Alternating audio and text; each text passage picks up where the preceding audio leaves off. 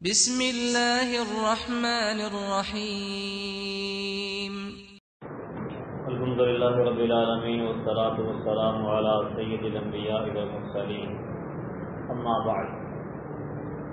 سنن نبی داود، سنن نسائی، ابن حبان اور مستدرک حاکم وغیرہ میں ام المؤمنین سیدہ عائشہ صدیقہ رضی اللہ تعالی عنہا کی روایت ہے۔ فرماتی ہیں کہ فاطمہ بنت ابی حبیش رضی اللہ تعالی عنہا وہ استحاضہ کی مریض تھی، تو نبی کریم صلی اللہ علیہ وسلم کے پاس وہ آئی پوچھنے کے لیے، تو آپ نے فرمایا ان دم الحید دم اسود یعرف، حیض کا ماہواری کا جو خون ہوتا ہے وہ نسبتاً سیاہ ہوتا ہے اور وہ پہچانا جاتا ہے۔ فَإِذَا كَانَ ذَلِكَ فَأَمْسِكِي عَنِ الصَّلَاةِ، جب یہ خون ہو ماہواری والا تو پھر نماز سے رک جا۔ وَإِذَا كَانَ الْآخَرُ فَتَوَضَّئِي وَصَلِّي، جب اس کے علاوہ کوئی اور طرح کا خون ہو تو پھر وضو کر اور نماز ادا کر، پھر نماز سے رکنا نہیں۔ نماز کی معافی صرف خاص ایام میں خاص خون کی وجہ سے ہے۔ اسی طرح سنن نبی داود میں اسماء بنت امیس رضی اللہ تعالی عنہ کی روایت ہے کہ نبی کریم صلی اللہ علیہ وسلم نے انہیں یہ کہا لتجلس فی مرکن، اب یہ معلوم کرنا ہے کہ یہ جو خون جاری ہے یہ حیض کا خون ہے یا استحاضہ کا۔ جو مقرر ایام میں خون آتا ہے اسے حیض کہتے ہیں، اس کے علاوہ اندرونی خرابی کی وجہ سے اگر کوئی خون آئے تو اسے استحاضہ کہا جاتا ہے۔ یہ ایک بیماری ہے اور اس کا باقاعدہ علاج کیا جاتا ہے۔ اب یہ پہچاننا کہ یہ خون ہے کون سا، اس کے لیے بڑے غور سے جانچ کرنے کی ضرورت ہے، تاکہ کہیں ایسا نہ ہو کہ حیض کے ایام میں عورت نمازیں پڑھ لے، یا ایسا نہ ہو کہ حیض کے ایام گزر جائیں اور استحاضہ کا خون ہو اسے حیض کا خون سمجھ کے وہ عورت نماز پڑھنے سے روکی رہے۔ فرمایا لتجلس فی مرکن، ایک بڑے ٹب میں پانی بھر کے بیٹھ جائے۔ فاذا رأت صفرة فوق الماء، جب وہ محسوس کرے کہ اس خون کی وجہ سے پانی کے اوپر زردی غالب ہے، فلتغتسل للظہر والعصر غسلا واحدا وتغتسل للمغرب والعشاء غسلا واحدا وتغتسل للفجر غسلا واحدا وتتوضأ فيما بين ذلك، پھر وہ دو نمازوں کو جمع کرے، ظہر اور عصر کے لیے ایک غسل کرے، مغرب عشاء کے لیے ایک غسل کرے اور فجر کے لیے ایک غسل کرے اور نماز ادا کرے، نماز نہیں چھوڑے۔ اور اگر سیاہی غالب ہوگی تو پھر اس کا مطلب ہے کہ یہ حیض کا خون ہے، ان دنوں میں وہ نماز چھوڑ دے۔ سیدہ حمنہ بنت جہش رضی اللہ تعالی عنہا، ان کی روایت سنن نبی داؤد، ترمذی، ابن ماجہ اور مسند احمد میں ہے۔ وہ کہتی ہیں کہ مجھے بڑا شدید قسم کا استحاضہ ہوا تو میں نبی کریم صلی اللہ علیہ وسلم کے پاس فتویٰ لینے کے لیے آئی، تو آپ نے فرمایا انما ہی رقدۃ من الشیطان، یہ تو شیطان کی طرف سے ایک چوکا ہے جس کی وجہ سے یہ اندرونی کوئی خرابی پیدا ہو جاتی ہے اور یہ خون جاری ہو جاتا ہے۔ فتحیضی ستۃ ایام او سبعہ، 6-7 دن جس طرح معمول کے مطابق، عادت کے مطابق پہلے ایام ماہواری کے گزارتی تھی، اسی طرح 6-7 ایام جو ہیں ماہواری کے وہ گزار۔ ثم اغتسلی، وہ مقررہ دن جو ٹائم پیریڈ متعین ہے وہ حیض کے ایام گزار کے اس کے بعد اگرچہ یہ بند نہ ہو خون، غسل کر اور پھر نماز ادا کر، نماز سے رکنا نہیں۔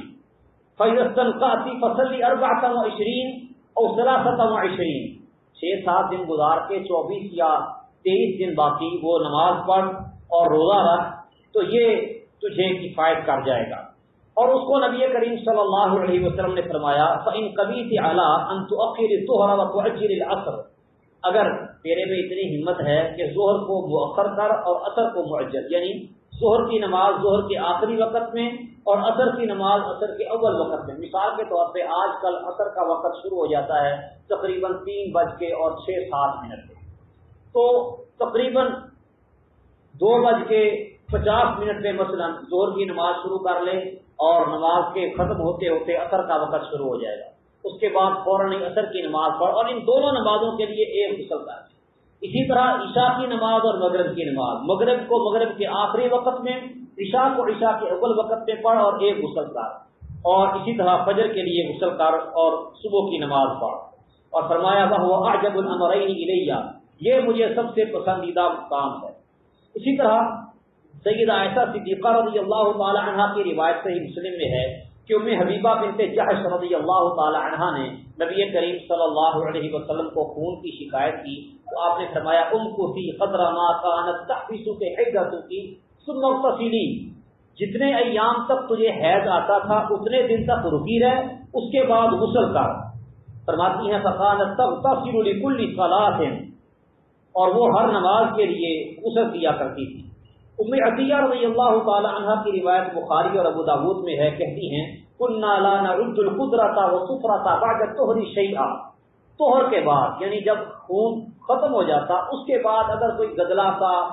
یا سیاہی مائل کوئی پانی اگر پڑتا ہے تو ہم اس کو کچھ بھی شمار نہیں کرتے، یعنی کہ اس کی وجہ سے نماز سے نہیں رکتے تھے.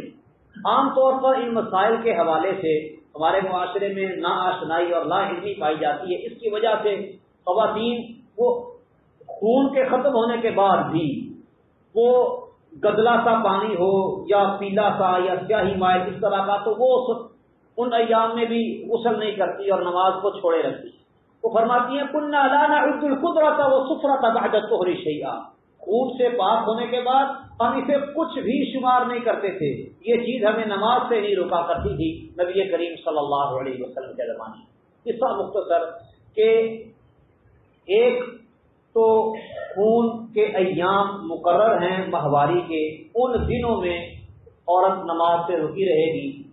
اور اس کے علاوہ اگر کسی کی یہ طبیعت بگڑ جاتی ہے، یہ ایام زیادہ بڑھ جاتے ہیں تو اچھی طرح سے جانچ کرے کہ کیا یہ حیض کا خون ہی بگڑا ہے یا رگ سے آنے والا خون ہے، رحم سے آنے والا نہیں ہے. اس کی اچھی طرح سے جانچ کر لے. وہ اسی طرح نبی صلی اللہ علیہ وسلم نے بتایا ہے ساتھ میں بیٹھ کے اگر تو وہ زردی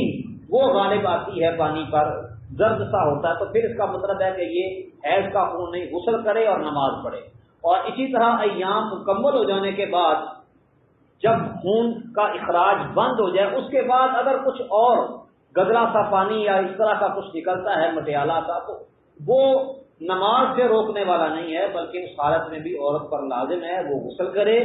اور نماز ادا کرے. اللہ تعالیٰ سمجھنے اور عمل کرنے کی توفیق دے. وما علیہ الا البلاغ.